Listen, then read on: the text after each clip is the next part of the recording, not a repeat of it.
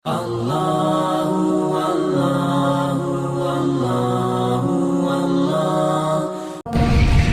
kita masuk ke dalam dalil akli. Yang pertama, adanya alam semesta dan makhluk yang beraneka ragam memberikan kesaksian akan wujud Sang Pencipta, yaitu Allah Subhanahu wa taala. Karena tidak ada seorang pun di alam raya ini yang mengklaim telah menciptakan alam raya ini beserta isi-isinya selain dari Allah Subhanahu wa taala.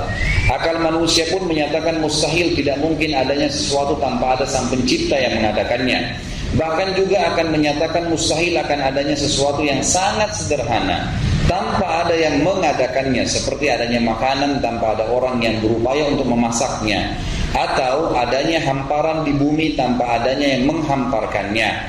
Maka bagaimana dengan alam raya yang luar biasa besarnya, yang terdiri dari langit dan segala planet-planet yang dikandungnya, matahari, bulan dan bintang-bintang, semuanya berbeda besar dan kecilnya, bentuk dan rupanya, dimensi-dimensinya dan pergerakannya, bumi dengan segala apa yang ada di permukaannya, seperti manusia, jin dan berbagai hewan dengan segala jenis dan spesiesnya, dan dengan segala perbedaan warna juga bahasanya, perbedaan pengetahuan dan pemahaman, karakteristik dan ciri, dan dengan segala apa yang dikandungnya seperti barang-barang tambang yang bermacam-macam warna dan kegunaannya, dengan segala sungai yang mengalir, daratan yang diliputi lautan dan samudra, serta dengan segala macam tumbuh-tumbuhan, pepohonan yang beraneka ragam buah-buahannya, yang berbeda-beda pula macam dan jenisnya, rasa dan baunya, kekhususan dan kegunaannya. Dari mana semua itu kalau tidak ada penciptanya?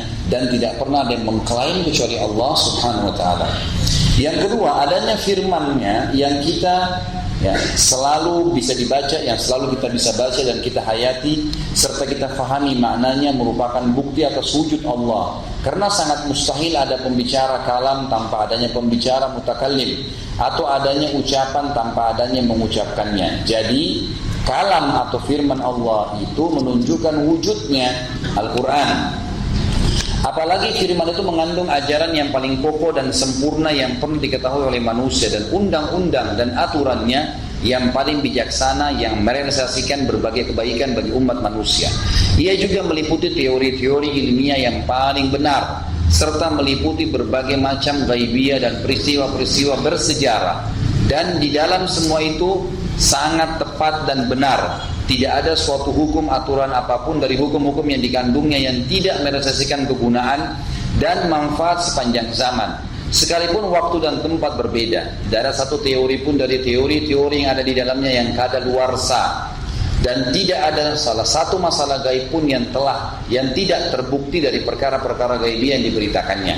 Dan tidak ada seorang pun ahli sejarah yang berani membatalkan satu kisah dari kisah-kisah yang dimuat di dalam firman-Nya, lalu kemudian ia mendustakannya, atau mampu mendustakan, atau menafikan, atau meniadakan suatu kejadian dari kejadian-kejadian bersejarah yang disebutkan dan diinformasikan secara rinci. Ucapan atau kalam yang bijaksana lagi benar seperti itu membuat akal menjadi mustahil akan menisbatkannya kepada seorang manusia. Karena kalam seperti itu di luar kemampuan manusia dan di luar tingkatan pengetahuan mereka.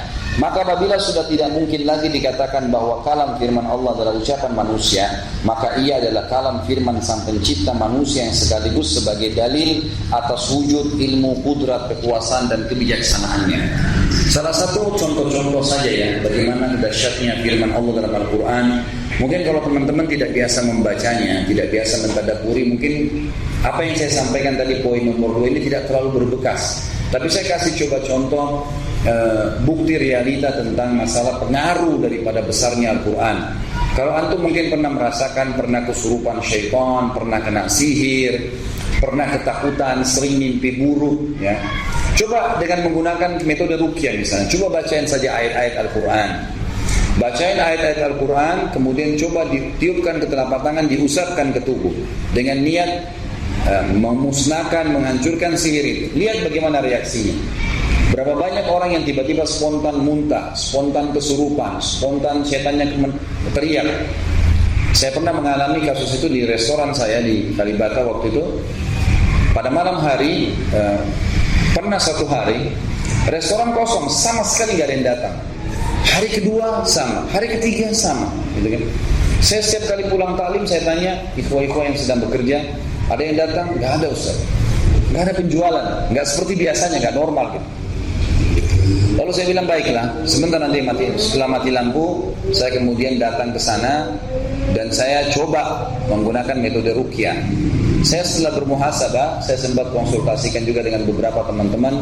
Ternyata memang ada tradisi kita di Indonesia ini suka pakai pelaris-pelaris dari orang-orang yang tidak pintar itu. Jadi jangan dibilang orang pintar, ya, orang-orang yang tidak normal, ya. Itu semuanya menggunakan kertas-kertas, patung-patung, tulisan-tulisan beragam macam. Ini ternyata dipakai, alasannya menjadikan pelaris. Memang di tulisan itu, di patung itu ada syaitan yang berusaha mempengaruhi orang-orang yang ada lewat di situ. Itu pengaruh pelarisan, ya. Nanti dia kerjasama sama korinnya orang itu. Korinnya orang ini, syaitan yang mendampinginya, mengajak dia untuk mampir, belanja kah, beli apalah segala, bekerja sama antara syaitan dengan syaitan, sehingga ia terpengaruh lah. Itu fungsi puhul gitu. Tapi yang jadi masalah, itu perbuatan yang dilarang dalam agama, dan juga dia mengganggu usaha-usaha yang ada di sebelahnya. Subhanallah, ada satu orang, maaf saya membahasakan ini, seseorang dari kampung istri saya dari Jawa Tengah, dia datang ke rumah kami untuk membantu. Waktu dia masuk ternyata ukti kita ini belum paham agama lah, saya membahasakan. Kemudian dia juga pakai hijab pada saat mulai di rumah. Setelah itu subhanallah dia mengungkapkan kalau dia pernah belajar tenaga dalam lah, pernah dimandikan lah, ada keturunan dari kakeknya lah diwariskan syaitan, gitu kan. Dia duduk di lesehan di tempat restoran saya, tiba-tiba waktu mendengar ayat, jadi saya sambil jalan ke restoran itu, saya sambil membacakan surah Al-Falaq sama An-Nas. Ayat-ayat ruqyah dasar lah. Ada 6 ayat ruqyah dasar, Al-Fatihah, ayat Kursi, Al-Kafirun, Al-Ikhlas, Al-Falaq, An-Nas. Saya bacakan sambil saya niatkan, ya Allah, kalau memang di tempat ruangan ini ada syaitan, ada sihir, ada gangguan-gangguan dari orang-orang yang tidak menyenanginya, maka musnahkanlah ya Allah. Ini tiba-tiba orang ini kesurupan, jatuh. Terus saya duduk, saya bacain ayat Al-Quran. Ternyata teman-teman sekalian bicara, dia perempuan, suara laki-laki.